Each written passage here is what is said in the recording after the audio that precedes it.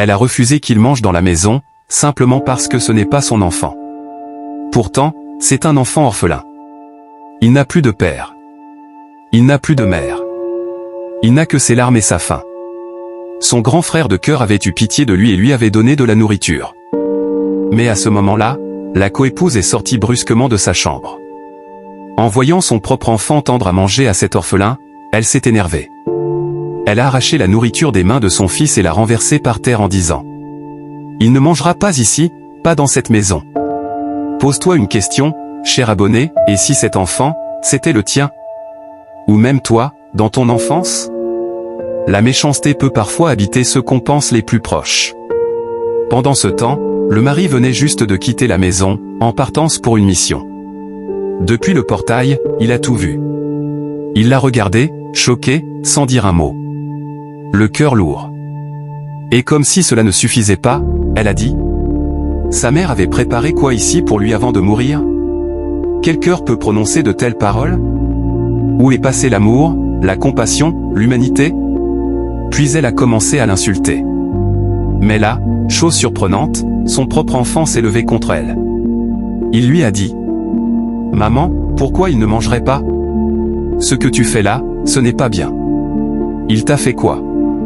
Mais au lieu d'écouter, elle a insulté tout le monde, même ses propres enfants. Parents, éducateurs, adultes. Apprenons à ne pas transmettre la haine. Chaque enfant mérite respect, amour et protection, même s'il n'est pas de notre sang. Reste attentif jusqu'à la fin de cette vidéo, cher abonné, car ce genre d'histoire arrive plus souvent qu'on ne le croit. Ensuite, elle a voulu aller déposer le plat dans la chambre. Mais son enfant, avec toute son innocence, a insisté pour lui dire « Maman, ce que tu as fait, ce n'est pas bien. » Chers abonnés, apprenez une chose, la vérité sort souvent de la bouche des enfants. Quand un enfant vous reprend, ce n'est pas de l'impolitesse, c'est peut-être la voix de la conscience. Quand elle a entendu ces paroles, elle est partie prendre un bâton pour les chasser de la maison. Conseil de vie, quand tu choisis la méchanceté au lieu du dialogue, tu creuses ta propre honte. Mais ce qu'elle ne savait pas, c'est que les enfants orphelins et leurs grands frères venaient de voir leur père arriver.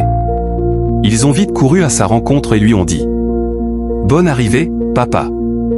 Et là, au même moment où elle a levé le bâton pour frapper, elle a croisé le regard de son mari. Elle est restée figée, choquée, incapable de parler. Le bâton est tombé de ses mains. Chers abonnés, retenez bien, le mal qu'on fait en cachette finit toujours par nous rattraper, au moment où on s'y attend le moins. Dieu ne dort pas. Le mari, voyant la scène, a explosé de colère. Si je ne suis pas à la maison, c'est comme ça que tu agis? La femme, honteuse, ne savait plus quoi dire. Elle jouait l'hypocrite, essayait de faire semblant.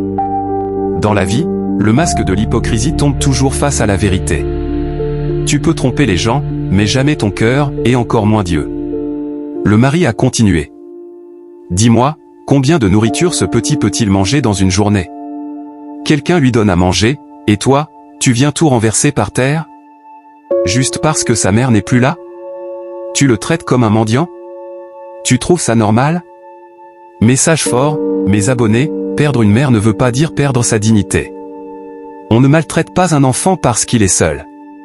Ne méprise jamais quelqu'un parce qu'il est faible aujourd'hui, car demain, c'est peut-être lui qui t'aidera à te relever.